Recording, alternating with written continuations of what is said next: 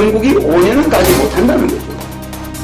그렇죠. 5년을 가지 못하고 뭔가 문제가 온다는 걸 나는 내다보고. 거대한 정계 개편이라고. 그때 이제 내가. 총재님 바쁘신 와중에 시간 내주셔서 감사합니다. 네. 총재님께 대해서 궁금한 게 여러 가지가 있지만 가장 먼저 궁금한 거는 박근혜 대통령 관련해 갖고 6가지 예언하신 거 있지 않습니까? 그 부분에 대해서 좀 자세하게 좀 설명을 듣고 싶습니다. 그러니까 나는 이제 박근혜 대통령이 당선되기 이제 전이죠. 그때 모 방송국하고 생방송에 인터뷰할 때 6가지 지적을 했거든. 박근혜 대통령이 청와대에서 거대한 구판이 벌어진다. 네, 그랬죠. 근데 그 구판이 이제 비서실이나 실장이나 여러 사람이 연루되는 일이 이제 일어나는 거죠. 근데 그 굿은 실제 없는 일인데 너무 조작해서 많이 만드는 거야. 그래서 그게 지금은 여러분들은 법적으로 그 사람이 뭐 우리 현행법에 많이 어겼다 이렇게 이야기하지만 실제적으로는 그것이 패블릭 PC에서부터 여러 가지 의문점이 있어요. 그것이 시작이 됐는데 그러나 그것은 이미 예정되어 있는 거예요. 그것이 진짜든 패블릭 PC가 가짜든 그건 따질 것 없이 나는 그 당시에 이미 박근혜가 청와대에서 구판이 벌어지고 그 다음에 박근혜 대통령 자신이 만들어낸 법에 자신이 걸려든다고 그랬어요. 그게 뭐냐? 그게 박근혜 대통령이 야당 시절에 만든 법이에요. 그 무슨 법인지 알죠? 예?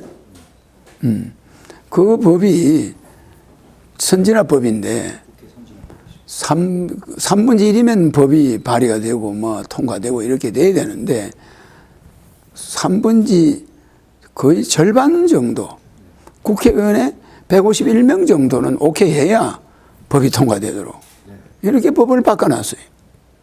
네, 그러니까 그 국회 선진화법을 박근혜가 만들었거든. 주장해가지고 박근혜 대통령이 그걸로 인해서 박근혜 대통령이 촛불 시위가 일어난다고 그랬어요. 경제를 못 살려가지고. 무슨 지 알겠죠? 법은 국회에서 정체되고 하수도 물이 썩어 넘치는 거예요. 그렇지 않습니까? 그러니까 그러면 하수도 옆에 사는 사람들이 가만히 있나요? 들고 일어나지. 그게 법이 국회를 빨리빨리 통과해줘야 되는데 자기가 만들어놓은 거 야당 시절에 만들어놓은 게 자기가 여당 되니까 그게 발목을 잡는 거예요.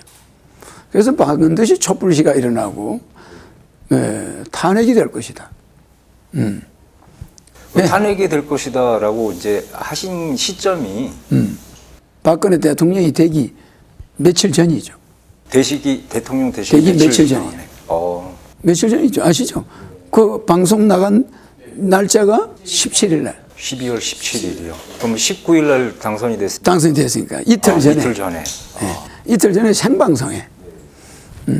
그게 이제 박근혜가 대통령이 될 것이냐 아니냐 이걸 말하라고 그래서 대통령 된다. 51%로 붙는다. 그런데 그게 51% 붙었어요.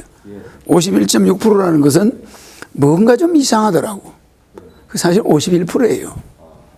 그렇지 않습니까? 그래서 51%를 붙는다고 했더니 그것도 적중했죠. 그것까지 하면 7개예요. 7가지가 적중했지.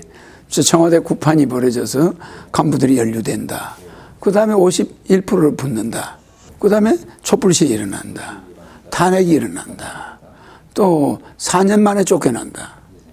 그 다음에 개헌정국으로 덮으려고 하다가 쫓겨난다. 마지막에 가서. 그 얘기도 했습니다. 왜 그러냐면 국회가 가지고 개헌을 해라. 그랬었죠. 이거는 자기가 다급하니까 한 겁니다. 그거까지 내가 지적을 했어요. 개헌정국으로 그 국면을 돌파해 보려고. 하다가 결국 안 되고 4년 만에 나간다. 내가 이제 이렇게 이야기했죠. 그리고 그걸 그림으로 본 사람보다 더 정확하죠. 오, 정말 그렇죠. 대단하십니다. 네. 그래서 그 예언을 했는데 25년 전에는 우리나라가 앞으로 노인 인구가 급증하고 분명히 앞으로 2015년 되면은 우리나라는 고령 사회가 된다. 알겠죠? 그 다음에 2016년, 17년 되면은 우리나라가 고령화 사회가 된다. 그 다음에 2020년 되면 우리나라가 초고령화 사회가 된다. 그럼 내가 이제 이렇게 예언을 했어요. 그러니까 빨리 결혼하면 1억, 애 낳으면 3천만 원 줘가지고 출산을 늘리지 않으면 우리는 요양병원만 늘어나고 65세 이상이 7%가 넘으면 고령 사회입니다. 그리고 65세 이상이 10%가 되면 고령화 사회예요. 그리고 65세 이상이 20%가 돼버리면 초고령 사회입니다. 그렇습니다. 그러니까 그것이 앞으로 온다. 그러니까 이걸 대비해야 된다. 그러니까 25년 전에 결혼하면 1억, 애 낳으면 30만 원 이야기했죠? 그래가지고 내보고 미친 사람이 된 거야, 내보고. 저런 미친놈 있나, 저게.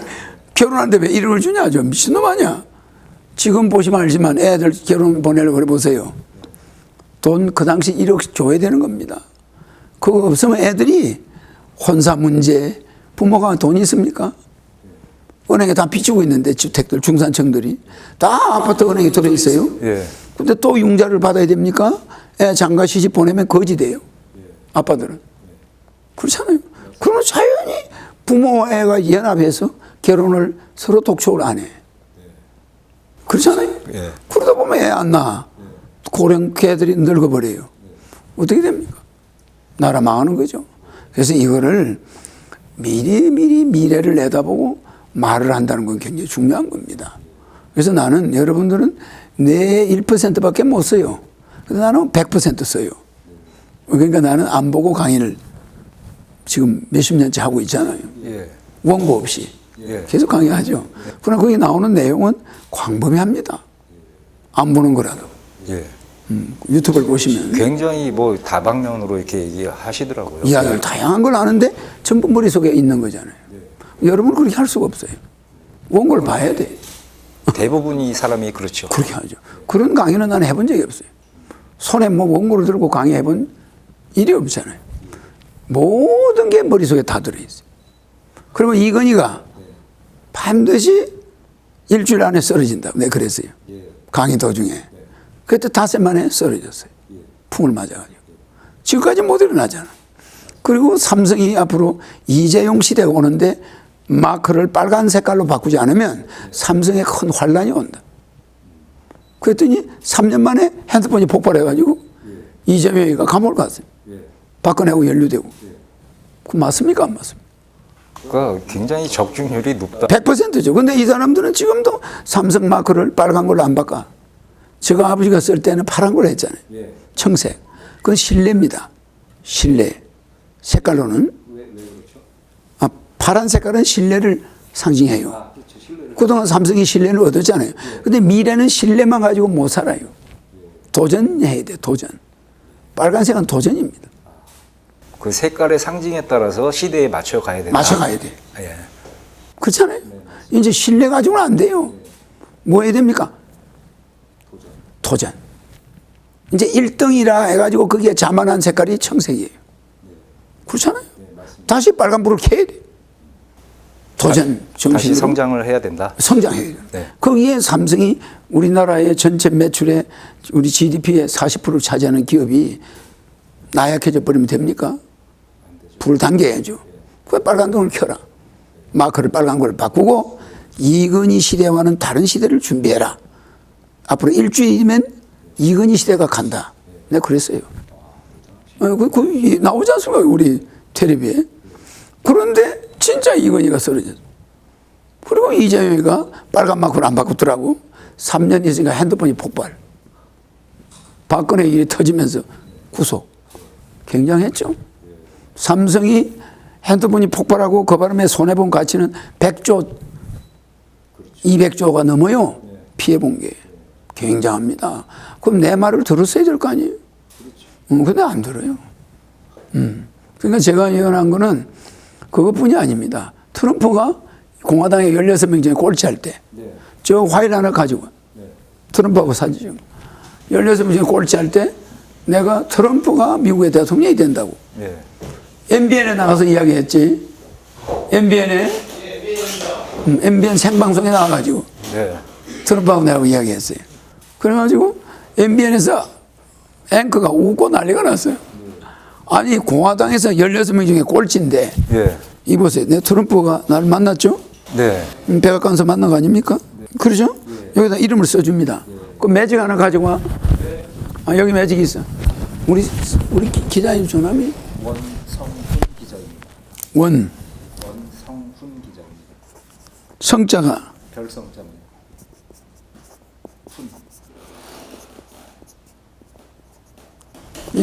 이렇게 써서 아, 예, 감사합니다. 하나 드리겠습니다. 아, 예, 감사합니다.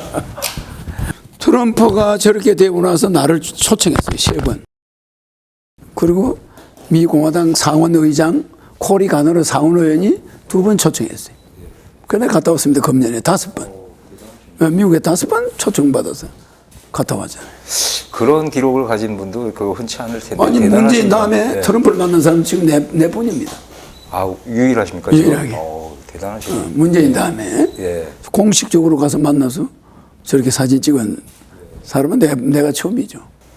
그래서 이제 그 의문이 드는 게 박근혜 대통령 부분도 그렇고 트럼프 대통령 부분도 그렇고 예언하신 게 다 맞았지 않습니까? 다 맞죠, 삼성. 예, 다 맞았어요. 수당이나 이런 것도 다 맞았고. 그러니까 그 일반인들이 생각할 때는 굉장히 의아한 게 생각하는 게 뭐냐면 그 근원, 예언할 수 있는 어떤 영감을 받는다든지 그래야지 그 예언이 나올 거 아닙니까? 영감이 아니고.